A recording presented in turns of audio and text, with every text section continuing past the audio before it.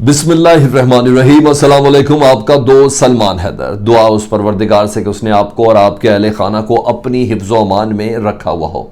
अपनी सफ़ें साफ करो, गद्दार बाहर फेंको। हिब्बतुल्लाह साहब जो अमीरुल मोमिनीन है तालिबान के, उनका एक अहम तरीन और गैर मामूली रिटन बयान सामने आया। उन्होंने साथ साथ अपने इस बयान में यह भी कहा कि गफलत जो हो रही है और अगर मजीद हुई, इसकी सूरत में जो भी नतायज होंगे, इसका जिम्मेदार कोई और नहीं, तालिबान की सीनियर तरीन क़यादत होगी। ऐसे मौके पर मैंने बहुत सोच समझ के ये थंबनेल आपके सामने रखा ताकि इस मामले की संगीनी और सीरियसनेस का आपको अंदाज़ा हो जाए कि वाकई तालिबान की नाकिस गिरफ्त की बिना पर जो इस वक्त तहरीक के अंदर है, और तहरीक के अंदर तो शायद इतनी ना हो, लेकिन उसके अमलदारी के सिलसिले में जो गिरफ्त है वो थोड़ी कमज़ोर नज़र आ रही है, जिसकी बिना पर तालिबान के अमीरुल मोमिनीन मुल्ला हिब्बतुल्लाह साहब ने अब खुद कमान संभालने का फ़ैसला किया। किस ग्राउंड पे, इस वक्त मैं किन हालात की तरफ इशारा कर रहा हूँ जिसकी बिना पर मुल्ला हिब्बतुल्लाह साहब की मौजूदगी, प्रेजेंस और इस तरह के सख्त अल्फाज का जो उन्होंने इस्तेमाल किया है, इसकी वजह क्या बनी है। तो वीडियो बहुत इंपॉर्टेंट होने जा रही है। टाइमलाइन के साथ मैं आपको बताऊंगा कि इस वक्त तालिबान ने वो कौन सी गिरफ्त है जिसको मैं नाकस कह रहा हूं, जिसके बिना पर मुल्ला हिब्बतुल्लाह साहब ने खबरदार किया है। तो वीडियो आपने मुकम्मल मेरी देखनी है। चैनल अगर पहली बार देखते हो सब्सक्राइब कर दें, बेल आइकॉन दबा देंगे तो आने वाले वक्त में वीडियो भी आप तक पहुंचती रहेगी। अच्छा जी, 3 चैलेंजेस इस वक्त तालिबान को, जिनसे वो चाह के भी निपट नहीं पा रहे हैं, जिसकी बिना पर मुल्ला हिब्बतुल्लाह साहब जो अमीरुल मोमिनीन है तालिबान के, उन्होंने इस नहज तक अपनी स्टेटमेंट दी है।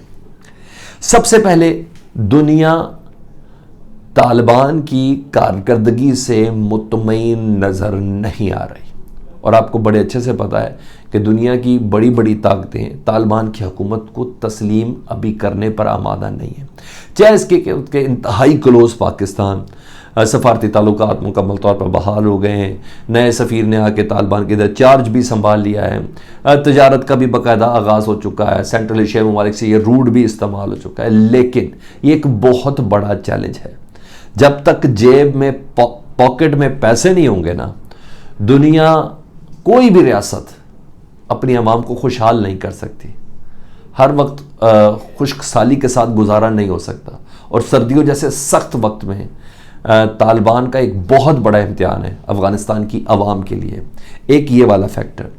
दूसरा, जो परसों धमाका हुआ फ़ौजी अस्पताल में काबुल के अंदर, और वहाँ आईसिस के ने जिस तरह दीदा दलेरी के साथ हमला किया, और उस हमले में बहुत करीब समझे जाते हैं मुल्ला हिब्बतुल्लाह साहब के, बहुत ही करीब समझा जाते थे। हमदुल्ला रहमानी जो बदरी 313 के जो कमांडर थे, उनको जिस तरह शनाख्त करके रोक के जिस तरह उनको छन्नी किया गया और जिस तरह उन्हें शहीद किया गया, ये एक बड़ा नुकसान था। ये कोई शक नहीं, बदरी 313 का कमांडर हो तो वो बना ही कमांडर इसलिए था, या बदरी 313 को लॉन्च ही उसने इस तरीके से किया था कि शहादत उसको चाहिए थी, जिस बिना पर फौजी के लिए कोई बड़ी बात नहीं है कि वो शहीद हो गया। हाँ, उसकी ज़ात के लिए तो ज़रूर है, लेकिन ये नुकसान बड़ा था। और सिर्फ ये नुकसान नहीं, आप गुज़िश्ता चंद हफ्तों से देख रहे हैं हर जुम्मे के दिन आईसिस के कोई ना कोई बड़ी वारदात डाल रही है, कोई ना कोई बड़ा धमाका कर रही है।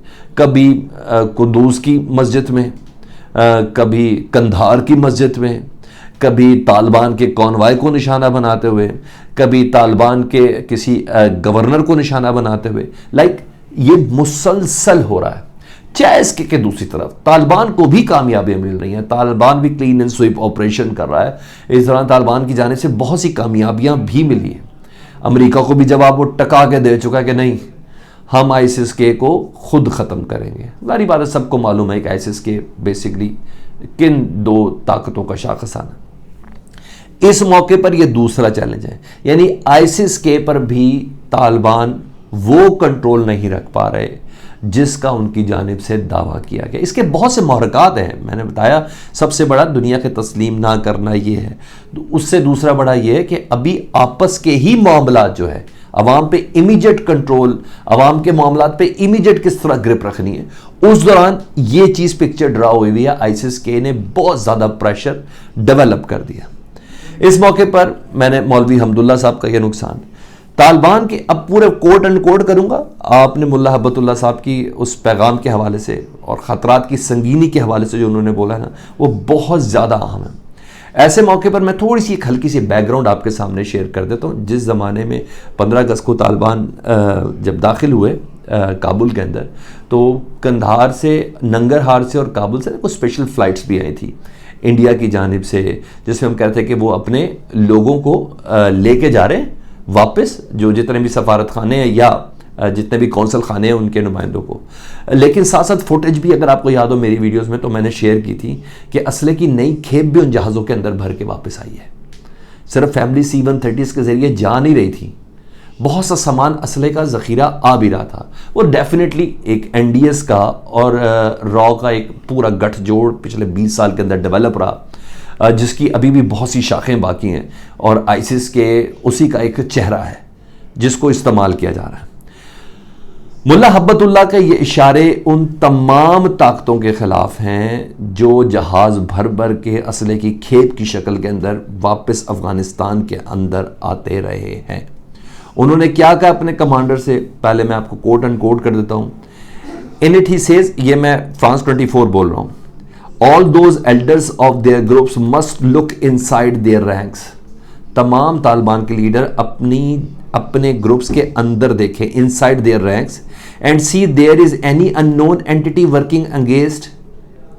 देखें क्या कोई ऐसा शख्स बीच में है जो तालिबान के असल मुद्दे और काज के मुखालिफ काम कर रहा है। अच्छा जी, इसके दो पहलू वो भी बता देता हूँ। Which must be eradicate as soon as possible, इसकी फ़ौरन निशानदेही की जाए और इस पर कंट्रोल किया जाए। ये एक आंसर है उन अफराद से मुतल्लिक जो साइड पे नहीं देखे कि कुछ जंगलों में कुछ फांसी लगा दी गई है, किसी शादी की तकरीब के अंदर गाने लगने पे किसी तालिब ने कोई इमीडिएट कोई एक्शन ले लिया शरई, लाइक ये वो फैक्टर्स हैं। अभी आगे आप सुनते जाइएगा। साथ उन्होंने कहा है, whatever wrong happens, the elder will be responsible for the consequences of action in this world and in the after। यानी दुनिया और आखिरत में वो जो कमांडर है ना तालिबान का, जो लीडर है, वो ही जिम्मेदार है। He warned a statement tweeted by the multiple Taliban accounts, मुख्तलिफ तालिबान के अकाउंट्स में, डॉक्टर नईम अब तक ने इसको कोट एंड कोट किया। उन्होंने अपने इस पैगाम में कहा है, किसी भी मुल्क का नाम लिए बगैर कि तालिबान कमांडर अपनी सफ़ों में गद्दारों को पहचानें और इन्हें अपनी सफ़ों से बाहर निकालें, और अपने बयान में कहा है कि कुछ भी गलत होगा तो इसका ज़िम्मेदार वो सीनियर क़यादत होगी। और साथ साथ उन्हें तालिबान यूनिट कमांडर्स को ये भी कहा है कि अपने रिक्रूट्स के साथ बैठें, देखें, क्योंकि ऐसे मौके पर जब अमन के लिए इनको तालिबान को मज़ीद रिक्रूट्स की ज़रूरत थी, तो कुछ नहीं पता कि अफ़गान फ़ौजियों में से कौन बीच में रिक्रूट हुआ है और किस नीयत से हुआ। ये तो पता होगा किस नीयत से हुआ है। NDS के कौन से ऐसे एजेंट्स हैं जो तालिबान की सफ़ों के अंदर दाखिल हुए हैं, ऐसे कौन से रॉ के एजेंट्स हैं जो 2 दहाइयों से काम कर रहे थे अफ़गानिस्तान के अंदर अपने सर्टन मामलात को लेके, वो दाखिल हुए हैं। ये मुतनब्बे किया है अमीरुल मोमिनीन ने, मुल्ला हब्बतुल्लाह ने, कि ये वो फैक्टर्स हैं जिसकी बिना पर तालिबान अपनी ग्रिप नहीं बना पा रहे। ये वो फैक्टर है जिसकी बिना पर तालिबान दुनिया में अपना आप नहीं मनवा पा रहे। और इस गाइडलाइन के साथ नहीं, उन्होंने खुद इन तमाम बातों के इशारे हैं, उनकी ऑब्जर्वेशन का ये आलम है कि उन्होंने खुद फैसला किया कि तालिबान की कमान को मैं अगले मोर्चों में संभालता हूँ। और ये बेसिक पहला पॉइंट्स है, ये नाकिस कारकर्दगी पर सवाल है। हमेशा जब यार ना तनकीद बराए तसीह होती है, तनकीद को पॉजिटिव वे में लेना चाहिए। तालिबान ने कभी भी नहीं कहा कि वो बिल्कुल परफेक्ट हैं, और कोई भी परफेक्ट नहीं है। और तनकीद भी सरबराह की जानिब से आए ना, तो वो तो बहुत ही पॉजिटिव लेनी चाहिए। और इस मौके पर मुल्ला हब्बतुल्लाह की उन तमाम, इस वाकई ये ही कमज़ोरियाँ मैं एग्रीड हूँ। अगर आपको कोई लगती है या मेरी इस खबर से मुतल्लिक आप समझते कि नहीं कुछ और होना चाहिए था, कुछ और तरफ इशारा करना चाहिए था, तो काइंडली मुझे कमेंट सेक्शन में आपने ज़रूर बताना है। वीडियो अच्छी लगी तो शेयर कीजिएगा, चैनल पहली बार देखते हो सब्सक्राइब कर अपना बहुत ख्याल रखें। अल्लाहुम्मा सल्ली अला मुहम्मदिन व आले मुहम्मद।